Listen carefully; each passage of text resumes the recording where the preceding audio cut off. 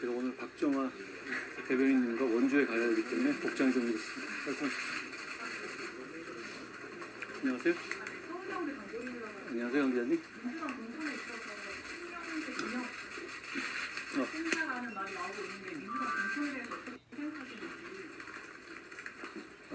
저는 세계사적으로 가장 투명한 공천이라고 생각합니다. 이름 석자 처분은 그 사람이 공천될지 아닐지가 누구나 알 수 있잖아요. 정치 고관 요청이 아니라 하더라도요. 제 일당이 그러는 건 나라를 망치는 겁니다.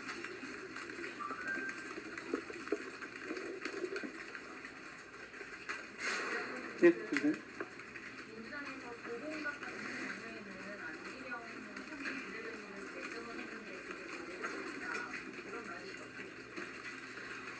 일단 제가 취향은 존중합니다.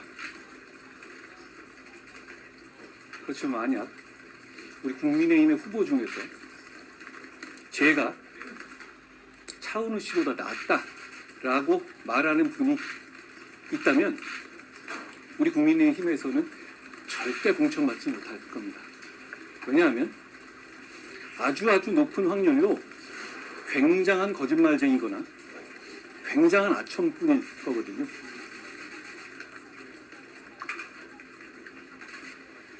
대표의 코를 대신 파주거나 대표가 차은우보다 잘생겼다라고 하는 비위 좋은 아부꾼만이 살아남을 수 있는 정글이 돼버린 것이 지금 이재명 대표의 민주당입니다. 이재명 대표는 전통의 민주당에 도대체 무슨 짓을 하고 있는 겁니까?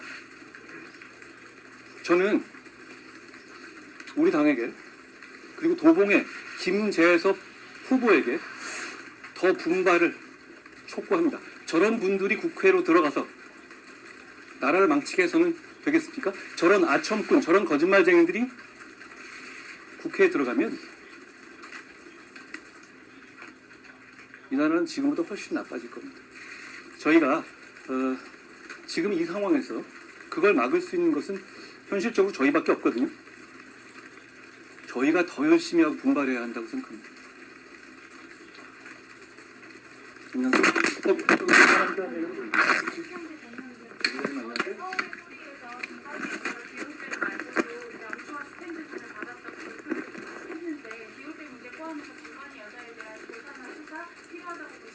저는 제가 한 말 그대로입니다.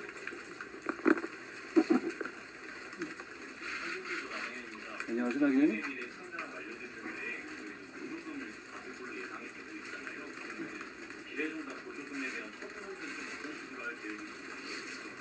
저는 다른 어떤 정당과 같이 결혼 사기처럼 사기쳐서 받은 돈이 아니잖아요. 실제로 그 당의 이름으로 저를 비롯한 많은 사람들이 국민의 선택을 받기 위해서 정치활동을 할 거고 최선을 다해서 선택을 받기 노력할 거 아닙니까? 실체 없이 합쳐가지고 돈 받고 헤어지는 거하고는 완전히 다른 이야기죠. 무슨 말씀인지 잘 그런 비슷한 얘기를 하는 분이 계시던데 그건 자기들 얘기나 하죠.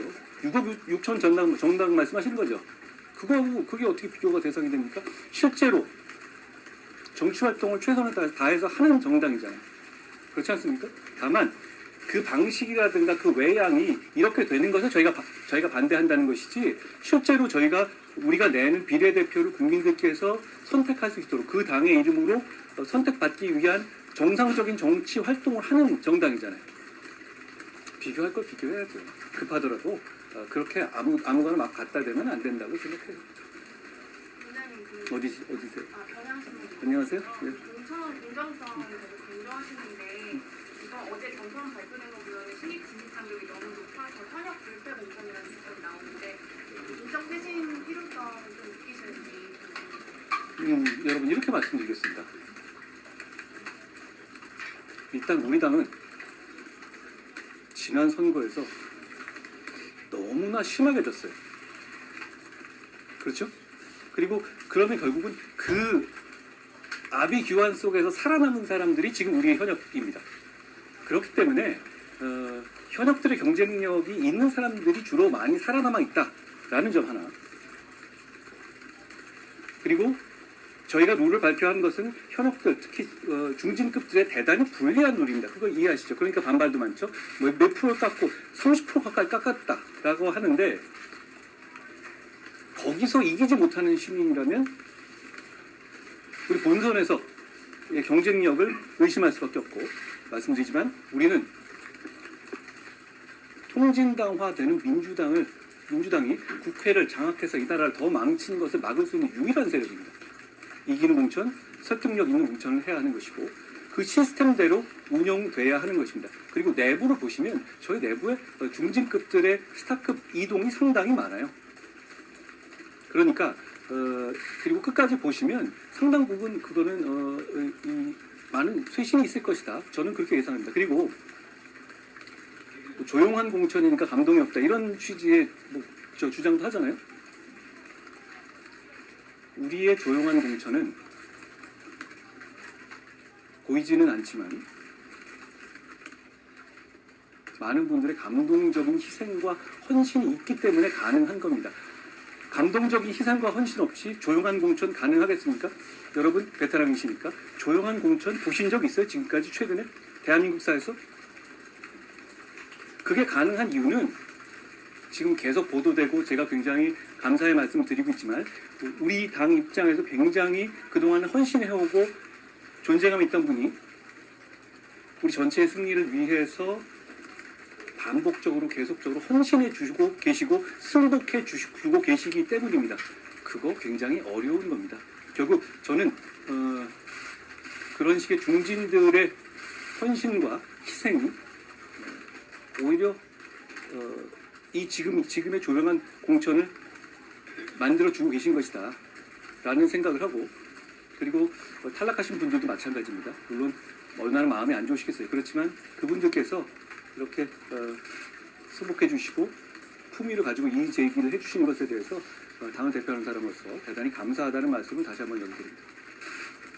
안녕하세요. 조 기자님 안녕하세요. 예. 저 SBS 조연아입니다.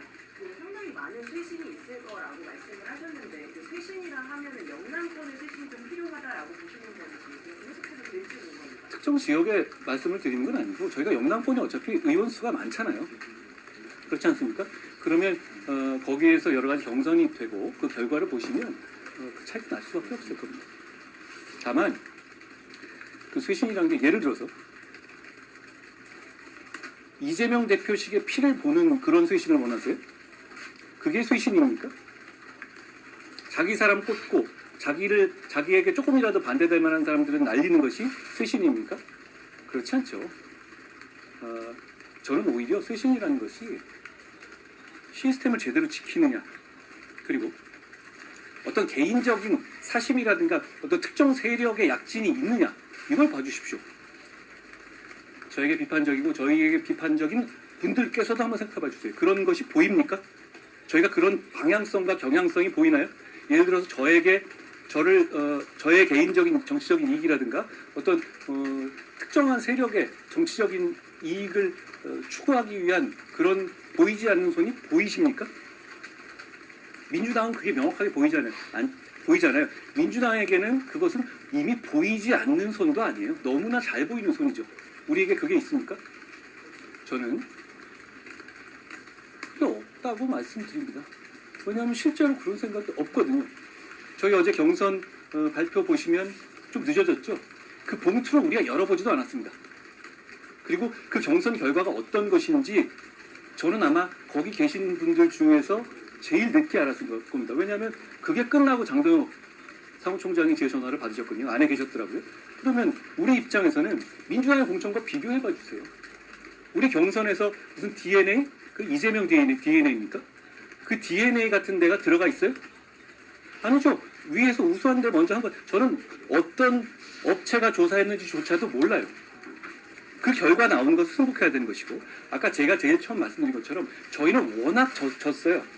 그러니까 지금까지 나온 살아있는 생존력 있는 후보들이 살아나올 가능성이 꽤 있죠. 그렇지만 그걸 목표로 하거나 그 중에서 미운 사람만 떨궈내는 방식의 공천을 했습니까? 저희 1호 공천이 누구였죠? 김재섭 아닙니까? 우리는 이런 공천을 하는 겁니다. 제가 생각하는 우리 공천은 이름 가리고 하더라도 똑같은 결론이 나와야 한다 라는 겁니다. 그런데 이재명 대표의 민주당의 공천은 그 사람의 이름만 딱 보면 우리 대부분 그럴 겁니다. 이 사람이 공천 받냐 아니냐 다 맞출 수 있을걸요? 그게 쇄신입니까? 그렇게 피를 보는 게 쇄신이에요?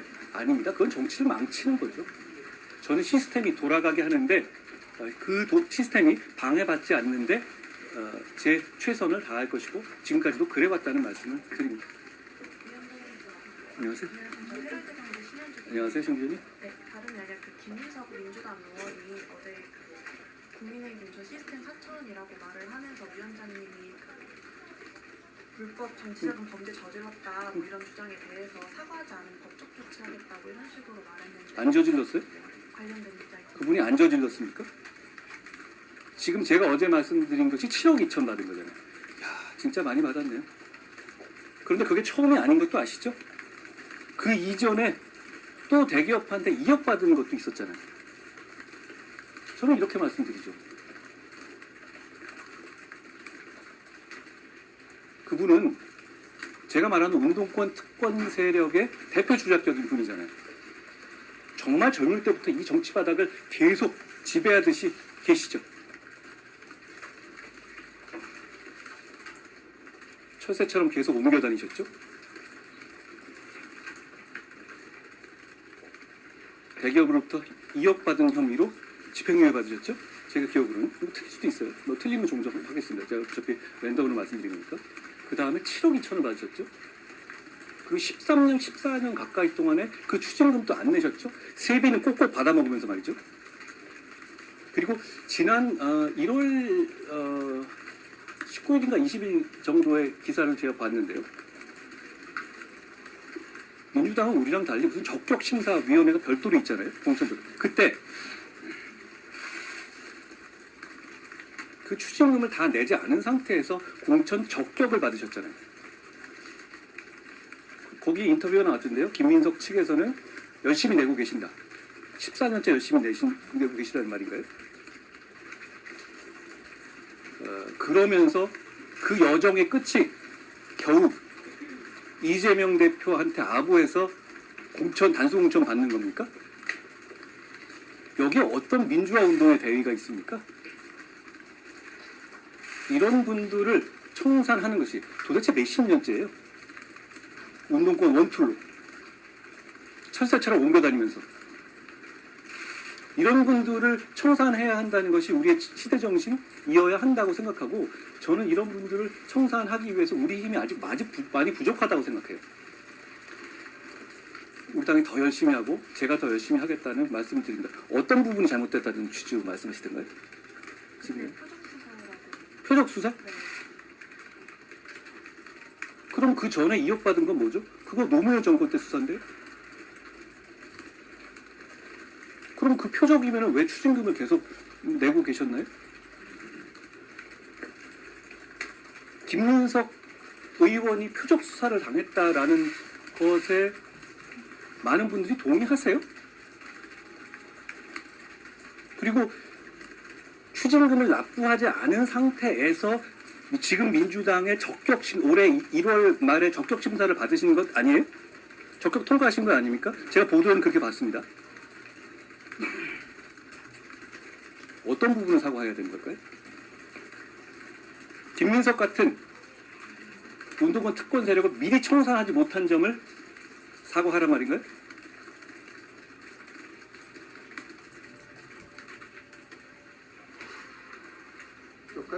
예. 선생님 안녕하세요.